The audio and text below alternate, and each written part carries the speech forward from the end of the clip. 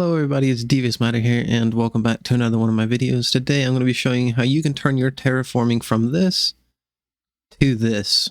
So I already terraformed this land. I'm in the replay of this entire thing right now. I chose this landscape just because it was all torn up and everything, and I went ahead and already terraformed it all. We're going to go through the step-by-step processes, do's and don'ts, in my opinion, to make your landscape look the best. I started this off just by clearing a bunch of the trees just because I wanted a clear place to work with. So after I broke down most of the trees over here, I went ahead and made my way over here to start kind of covering up this horrible terrain here. Don't get me wrong, it looks amazing, but I want a flat ground to work with here. So started covering it up, and I tried to keep the natural formation of the land as well, like going around with the edges and stuff like that, going along the side of this cliff right here, and we're going to end up making it all the way over here just to cover up this landscape a bit. So you can see right here as I get to this little divot, I'm trying to really keep the natural formation of the land. You can kind of see that by my block placements. As like, instead of just going straight across, I wanted to kind of dip down because that's how the landscape was kind of already doing it.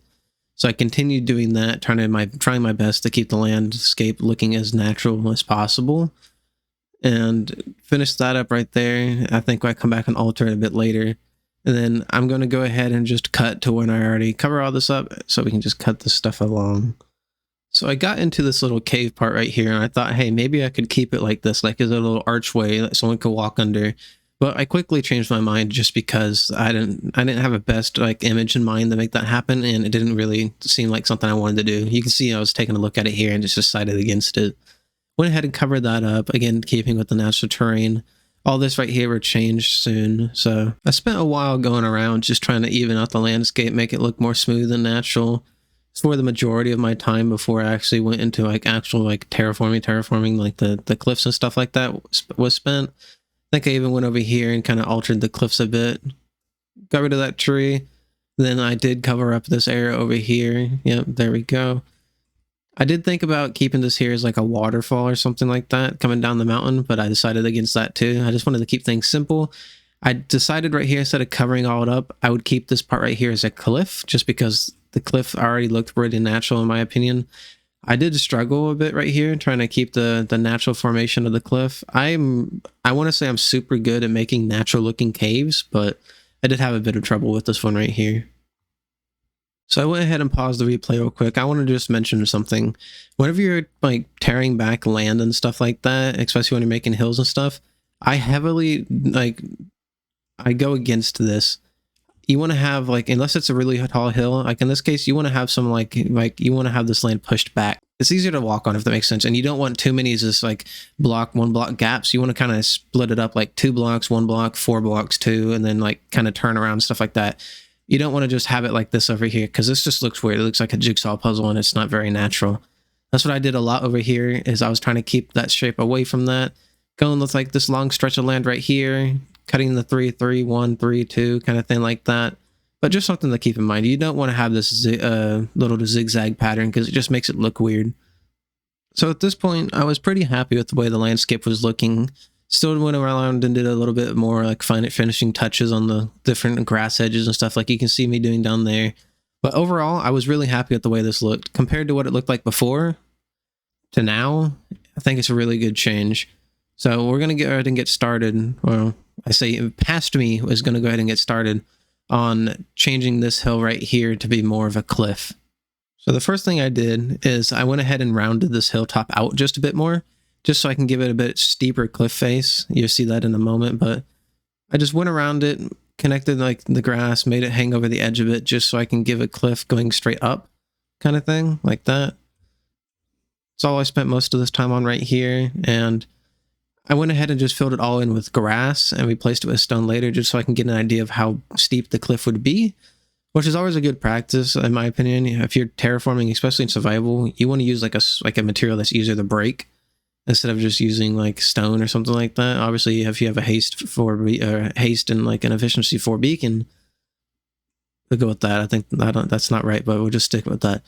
Then you don't have a problem with stone. But you can see again here, me just trying to even out the landscape right here. I hate when stuff looks like this. It's just like stepping stones. I dislike that. So you can see me trying to cut up the landscape a bit, make it look a bit more just different, so it's not all identical. filling up this cliff again, and you can see now I'm starting to replace it with stone, making it all jagged and stuff like that. That's what I spend most of the time on here. Is like, I want to keep some of the grass on top. But I want this the cliff sides to be stone. And I'm not gonna I didn't put grass on here because it was a really steep surface. But yeah, I'm gonna cut a bit of hedge so you can see what it started to look like. So I wasn't really happy with how like square. That's a weird thing to say in a game made of blocks, but wasn't really happy with how square this was being. So I grabbed a slab to get different variations in height, and I was just using that, going around making different like slopes and stuff. I went down here, tried to expand the cliff out just a tiny bit to make it a bit different. I think I cut it back. Yeah, I cut it back a lot. I didn't really like the way that was looking, but yeah, the cliffs, it's making its way there. I hate the way it looks from the top, but it looks really good from the side. And unless you have an elytra or something, you're not going to see that from up here, so it'll be okay. I went around this edge right here, trying to just normalize it with the rest of the grass here, but then I turned around and saw this side. I was like, okay, we can kind of make it blend into the cliff. So I think I kept that like that. I was struggling a bit to figure out how I wanted this little like sloping grass path right here. So that grass slope I mentioned earlier, I cut it back a lot. Like I said at the beginning, I wanted this cliff to be super steep and use more of the slabs to make a different variation, just like different angles and heights and stuff like that. So I spent the remainder of my time finishing up the different slopes on this hill using the slabs, and that's pretty much this little cliff right here finished. Now, some takeaway notes would be, obviously, get a view from above too, because it does matter. You can see the angle really changed though. It doesn't look as bad as it did the first time I came up. I actually really like the way this came out. I don't know why I struggled so much on it. You can see I'm still trying to like figure out minute details and stuff on it.